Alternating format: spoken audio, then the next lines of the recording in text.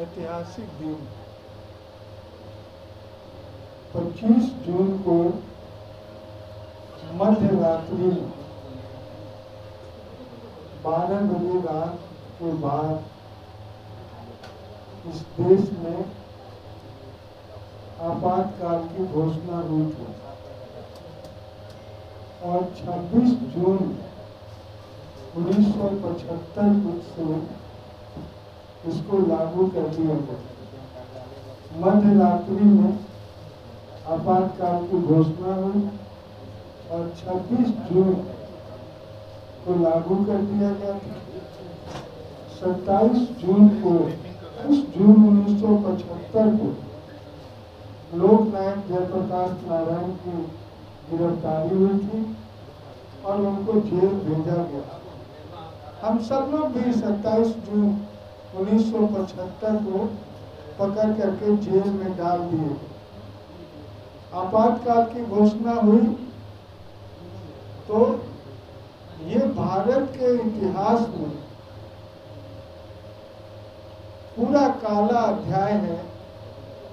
जिस दिन से नागरिकों का जो अधिकार था, संविधान में प्रदत्त अधिकार, फंडामेंटल राइट्स, उसको समाप्त कर दिया गया था।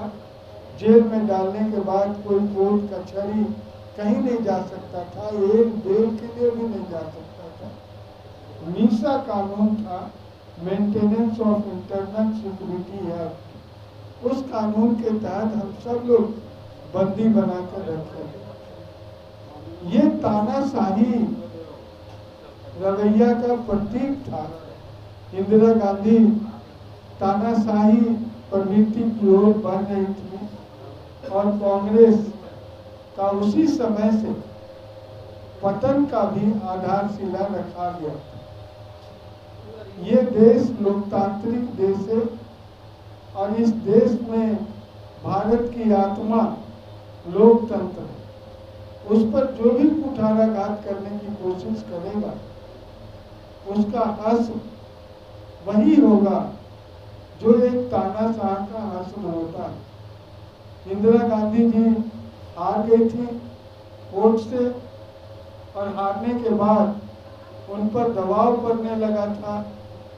राजनारायण जी से चुनाव पिटीशन हार गई थी, इलाहाबाद हाई कोर्ट में फैसला हुआ। उसके बाद दबाव बढ़ने लगा कि आप इस्तीफा करिए। तो आप याद करिए, स्मरण करिए, आज कोर्ट से सजा होता 2 साल के लिए, 3 साल के लिए, तो सदस्यता दूसरे तीसरे दिन समाप्त हो जाती है। और उस समय दीवार की गई थी इंदिरा गांधी। जो आपातकाल का था वो काला अध्याय है और ये इसको लोकतंत्र के लिए अति घातक था। और भारत के इतिहास में फिर कभी ऐसा दिन नहीं आए। इसके लिए हम सब लोग, सभी पार्टियां, सभी पॉलिटिकल वर्कर, सभी जनप्रतिनिधि अलर्ट हैं कि फिर से वैसा काला दिन नहीं आए देश में। ये स्थिति है भारत की। और आज हम शीश नमन करते हैं लोकनायक जयप्रकाश नारायण जी को। जयप्रकाश नारायण ने अंतिम सांस लिया और इस पृथ्वी को छोड़कर चले गए, लेकिन लोकतंत्र को बचा करके पूरे देश में आज भी सब लोग याद करता है। हम लोग भी याद कर रहे हैं लोकनायक जयप्रकाश नारायण। बहुत बहुत धन्यवाद।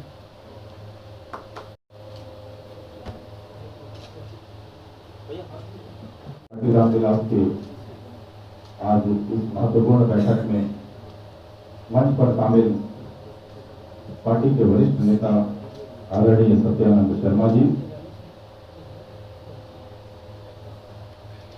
युवा लोक जनशक्ति पार्टी रामविलास के राष्ट्रीय सचिव भाई अनिल पासवान जी, महासचिव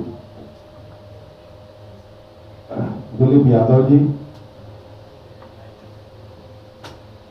आज के इस बैठक के आयोजक पीताम्बर पासवान जी, पीताम्बर कुमार जी, और पटना जिला महानगर के प्रवक्ता भाई मृत्युंजय सिंह जी,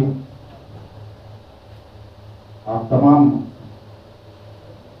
महानुभावों का हम हार्दिक अभिनंदन करते हैं और खासकर पीताम्बर कुमार जी और मृत्युंजय कुमार सिंह जी को आभार निवेदित करते हैं कि आज इस बैठक के माध्यम से उस काले दिन की स्मृति को ताजा कर दिया है जिस दिन कांग्रेस और इंदिरा जी की सरकार ने संविधान को ताक पर रखते हुए अपने तानाशाही रवैया अख्तियार कर देश के उन तमाम देशभक्तों को और यह कह लीजिए कि राष्ट्र के मजबूत प्रहरियों को कैद में और सलाखों के अंदर बंद करने का एक तालिबानी कानून लाया था।